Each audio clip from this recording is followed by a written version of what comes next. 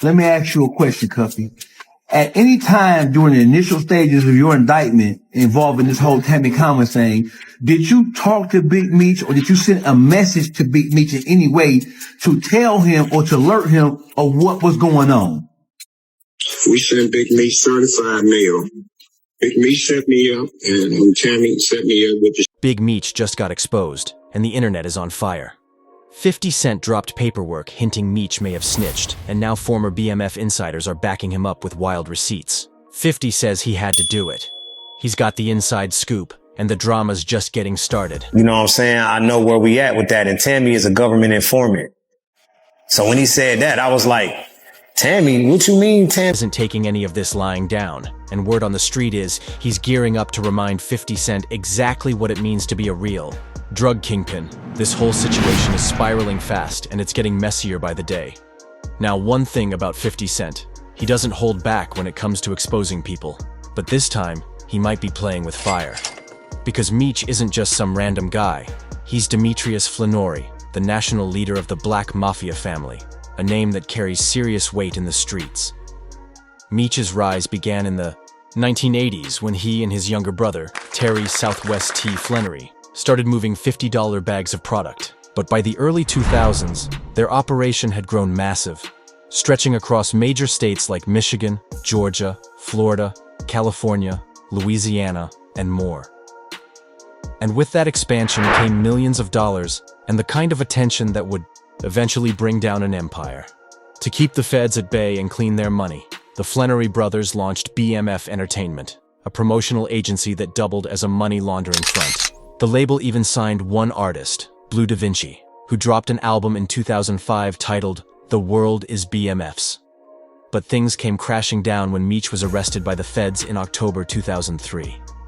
That bust forced him to trade luxury cars for an orange jumpsuit.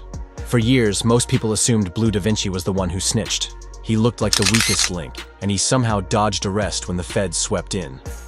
A year later, Dexter Sosa Hussey, BMF's logistics mastermind, made things worse by pointing the finger straight at Blue. But now, the spotlights... I didn't say it. It was in Miss Mara Shalhoub's book, where his own lawyer said, yeah, if there was anything else that we could do, Your Honor, to help you along with this case, my client would be more than willing to cooperate with you all to help you in this investigation. But now the thing of it is by you admitting what was done, you know what I'm saying, what you done or whatever, but bottom line is, you know, you didn't take the single plea. You went in and was giving them information on that they already had and thought it was cool, but you still, you know, that was part of that. You just confirmed other. When Blue Da Vinci showed up in court, his lawyer made a surprising admission. As Blue approached the bench, his attorney told the judge, "Your Honor, I did leave one thing out. You had asked some of the other defendants whether or not they had cooperated. Mr. McKnight was one of the individuals who did attempt to cooperate. He was debriefed by the government, but ultimately, he didn't have any information that was useful against the remaining defendants." The lawyer explained that this debriefing had happened months earlier, well before the current proceedings. "We did the safety valve earlier this week," he added. "Mr. McKnight would have liked to cooperate if he could, but unfortunately he didn't really have anything useful. So yes, Blue did try to cooperate, but the feds found his information worthless. Still, the damage to his name had already been done. With the internet accusing him of being the snitch, Blue took it upon himself to shift the narrative. In a bold move, he leaked paperwork during an interview with Cap Capone News in 2023. Paperwork that allegedly pointed the finger at Big... He was like, Tone Bird, he from BMF too. Tone was like, ask Big Homie, what's up with the movie with 50? Like, what's going on with he from New York? I had to use my New York accent. Yo, what's going on with the 50 Cent movie? So I'm like, oh, yo, Meech, what's up with the movie, with the TV show? Like, where y'all at with that? He like, oh man, it's almost done. The contract almost done. It's almost done. We're going to be starting. They're going to be, you know, starting to cast it or whatever, right? He's like, I just got to wait to holler at Tammy before, you know what I'm saying? I know where we at with that. And Tammy is a government informant. So when he said that, I was like, Tammy, what you mean Tammy? Like, nigga, you ain't heard what's going on with her? And they were like, shit, nigga, I heard some shit, but whatever it is, that shit ain't got shit to do with me. And he's like, man, I'm gonna hit you back.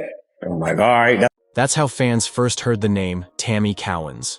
She's been Big Meech's business partner since 2008. After Meech went to prison, Tammy stayed close, keeping in contact with him and running errands on his behalf.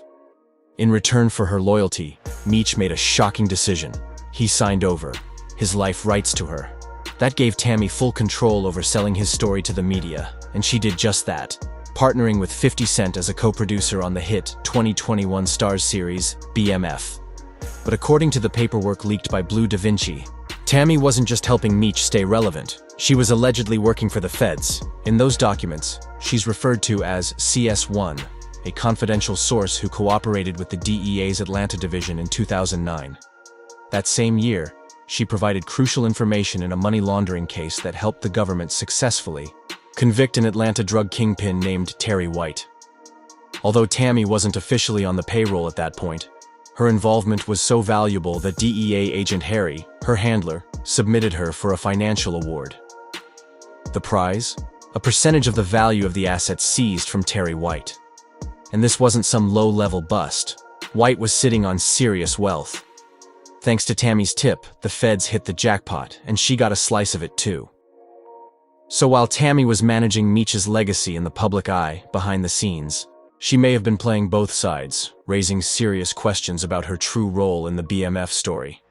Clips, here's the kicker. Tammy Cowens didn't agree to become an informant for money. That's what made her stand out to federal agents. In fact, they described her as an unusual informant because she had no criminal history, wasn't a substance user, wasn't chasing a reduced sentence, and wasn't under any pressure to cooperate. She didn't fit the mold. Tammy's motivation? Revenge. She claimed that Terry White had used her to launder money without her knowledge, and she wasn't about to let that slide. She didn't sign up to be a pawn in anyone's game. But the real mystery is why Tammy continued working with the feds even after White was behind bars. The answer to that becomes clearer when we look at what Big Meech was cooking up behind the scenes. While locked up, Meech met Fidel Suarez, a California-based trucking company owner with suspected ties to substance trafficking. Suarez had previously been investigated in both 2005 and 2009, but walked away without any convictions. Seeing an opportunity, Meech began plotting to use Suarez's connections to move product while he was still incarcerated. The only problem? He couldn't do much. From behind bars, that's where Tammy stepped in. According to court documents, in September 2011, Meech, identified as Fennery, asked CS1 Tammy to help coordinate a delivery with Suarez. Turns out, Suarez had already made contact with Tammy, reportedly calling her to ask how Meech was doing. From there, Tammy became the bridge between Suarez and Meech's longtime friend and fellow trafficker, Dion Cuffy Gatling. Gatling was no small player. He led the Gatling Trafficking Organization, which operated out of St. Louis and was responsible for distributing large quantities of illegal substances between 2009 and 2014. With Tammy acting as the connector, Meech, Suarez, and Gatling planned to funnel product across state lines. But what they didn't realize was that Tammy was still cooperating with the feds, and she was reporting everything. Using the information Tammy provided, authorities arrested Gatling on March 13, 2014. He was ultimately sentenced to 27 years in federal prison for trafficking and related offenses, including charges connected to a drug-related death.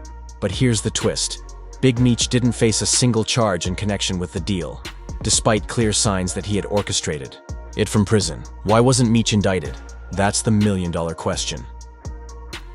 Turns out, when Tammy was asked under oath whether Meech coordinated the drug distribution arrangement between Suarez and Gatling, something she had previously claimed, she completely backtracked. In court, she was directly asked about a statement in paragraph 8 of a DEA document that claimed CS1 said Meech was the coordinator. Her answer? No. She denied that Meech had arranged for Suarez to deliver cocaine to Gatling in St. Louis. She repeated that denial again when questioned further. While Tammy may have protected Meech in court, that move destroyed her credibility with federal agents. To make things worse, it later came out that she was having a romantic relationship with one of the DEA agents assigned to the case. That revelation completely compromised the investigation and cast doubt on everything she had reported. In the end, Tammy's double life, part loyal business partner, part confidential informant, left chaos in her wake. Gatling went down, Suarez got burned, and Meech somehow walked away untouched. But not without serious questions still hanging in. The air. These sets on one wall hooked to a satellite dish, and you could hit a button and all 24 TVs would come on. Agents seized the home and 3 cars which belonged to White, including this $110,000 Rolls Royce, which was paid for in cash. But there was more to be found inside. $47,000 cash and a machine to count the money. Thousands in gold jewelry and mink. Facts are facts, and it doesn't look like anyone's lying, because the paperwork backs up everything Cuffy claimed. According to court documents, back in 2011, Tammy was supposed to help identify Hispanic individuals involved in trafficking. In return, she wouldn't have to testify in court, since the DEA planned to deport them. But instead of focusing on her safety or legal terms, Tammy was mainly concerned with getting paid. That's when her DEA handler told her, "You'll get a lot of money." But Tammy cut him off and asked straight up, "Can I get Demetrius Flannery's time cut?" So in and of itself, that's going to jeopardize everything that they got going on with respect to the investigation. So she ends up receiving like $200,000 as an informant, where he's the one who signed it off. So now he's maintaining an improper financial relationship with an informant, whom he's also maintaining. The agent responded, "We can work that." Given all that, many people now question whether Tammy was ever acting alone, especially since Meech voluntarily signed over his life rights to her. That kind of move doesn't happen unless there's a deep level of trust or collaboration. And let's be real, if you're hanging with a known snitch, some folks will call you a snitch by association. As for why all this is surfacing, It's thinking that this thing is made up, or this thing is fake, or that I have an axe to grind. You feel me? Right. But I'm in here with a 27-year sentence based on Demetrius Flannery, as you all know as Big Meech, and Tammy Collins, known in the paperwork as CS1. Right. Confidential source 1. So what Big Meech did was call a third-party cooperation. So Tammy Collins signed up to be a DEA informant to give Demetrius Flannery a time cut, plain and simple. Right. So Okay, so can you break down the story? Like, how do you know this? And how'd you come upon this information? how do you know? How do you came upon this information though?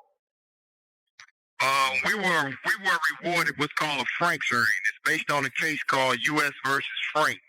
So I would implore your listeners to look the case up. And what a Frank hearing entails is that you're able to cross-examine your accusers, meaning government agents, meaning informants, and so on and so forth, just like a regular trial. So this was testified in court. Period. Point blank. This was testified in court that I became a government informant to give Demetrius Flannery a time cut.